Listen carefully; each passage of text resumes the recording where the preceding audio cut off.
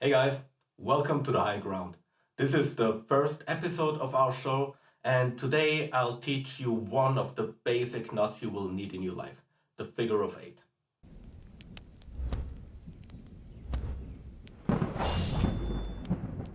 This video is part of a series I do on this channel.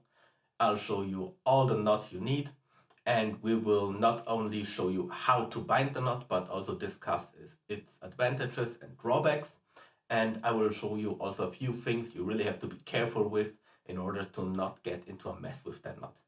Now, for what do you need a figure of eight knot? The figure of eight is a knot that is used to tie the rope to anything that has a loop or a hole in it. You can tie it around a tree, you can tie it to a car, you can tie it to a carabiner, you can really tie it to anything that you might need, including yourself when you're wearing a climbing harness. The use with a climbing harness is likely the most common use of the figure of eight. It's especially used for mountaineering, for alpinism. Some of the sport climbers who fall a lot in the rope have a different knot that they use. It's the bowline, but I would always recommend go with the figure of eight and you should be fine. One thing that is often said about this knot is that it can be used as a stopper knot. So it keeps the rope from slipping through a retention device by just making a single figure of eight knot. And yeah, you can do that, but as you see, the knot, even if you really pull it tight, it tends to open up again if there is no string on it. It will wander along the rope, so it will not stay in place. So I wouldn't recommend that knot as a stopper knot. As a little bonus for this video, I will show you my preferred stopper knot at the end. I will always show you how I bind the knot, and then I'll show it to you again, slow and in close up, so that you can really follow along step by step. First, I will show you the basic of this knot. You have a piece of rope, you take a bight, go around, thread it through. And here it is, your basic figure of eight knot. Now, if you have a hard time remembering how to do that properly, just think you have a girl, she gets a scarf and a kiss. That's your figure eight knot. If you're a little bit more gory, you could also say, okay, you have a witch, she gets a rope around her neck, and then you stab her in the face. But stabbing people in the face is not a nice thing, so I'd recommend you go with the girl and give her a kiss. It's better for all of us. Let me show you again how it works. You have the girl's head, you put the scarf around, give her a kiss. That's it. Figure of eight.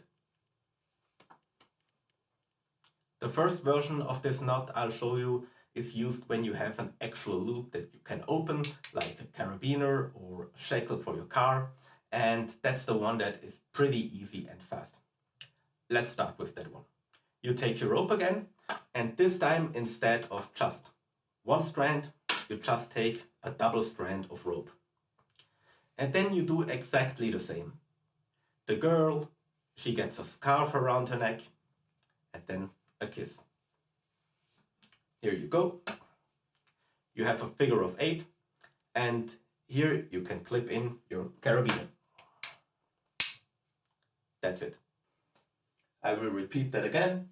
You have a double strand, and then just as for the single strand, you have a girl, put the scarf around, and then you give her a kiss. Here you go, tidying up the knot. Figure of eight. Now, let's say you have to get your rope around a tree. You obviously can't go with the first version because then you would have to climb up the tree and lower the bight on top of the tree. That's not really doable. So how do you start then? Well, we go with the single knot that I showed you before. Girl, scarf, kiss. And then you can thread this end through or around anything that you might need. You can leave it longer, you can make a 2-meter end, a working end of 2 meters if you want to thread it around a big tree, that's no issue. I'll show it with the carabiner. and just pretend I couldn't open it. So I thread it through.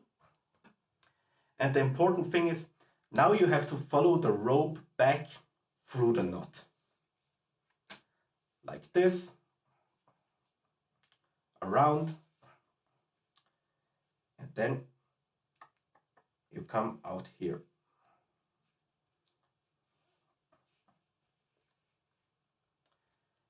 And again, figure of 8 to a thing that couldn't open, or around 3 or something. Again, slow so that you can follow. I'm preparing a single figure of 8 as before. Then I thread this end of the rope through whatever I need, and then I just follow it back through the knot. Going in here and just following it back. Like this, and round, out. Again, figure of 8. So what are the downside of this knot? Well, like for any knot, if you put the knot in a rope, it will reduce the breaking strength. It always depends a little bit on the material the rope is made of, but assume that you will lose at least 17 to 20% of the breaking strength. So if you have a car that weighs 2,000 pounds, then you shouldn't use a 2,200 pound rated rope for it, because with the knot in it, the braking strength will just be lower, will be below the 2,000 pound of the car, and it might likely break. Another downside of this knot, and this is why a lot of people don't use it for sport climbing, is that they claim that it is hard to open. But that's only partially true, or frankly, it is even not true at all. Because the one thing you have to be mindful of is that you really have it tidied up. So if you put the knot like that and you just wiggle it around, have a lot of turns in there, and it looks somewhat like this, where you have a crossover between the lines. This is what will give you problems when you want to reopen it. But as long as you really checked that it is all neat and tidy, with the strings walking parallel through the knot all the way, then you won't have any issue with opening the knot. You can just break it down and then get the band out, and it will open pretty easily, even after you've loaded it. One of the advantages of this knot is that you can pretty easily check if it is done correctly. So I made this knot for you, and you can just remember, as long as you can count 5 twin pairs of ropes, so 5 pairs of ropes, not twin pairs of ropes, 5 pairs of ropes, then you're good. So you have 1, you have 2, you have 3, you have 4, and you have 5. That's everything you need. And at last, one thing I would advise you to do is, if you bind this knot, always leave a little bit loose end out, at least 10 times the diameter of your rope. I usually just go for at least a hand of it, then you're good, because it can be that a little bit of the rope gets pulled into it. You can try to avoid that in tightening it up with the opposite strand always, and then you shouldn't have bigger issues in that regard, but still it's possible that it goes a little bit in.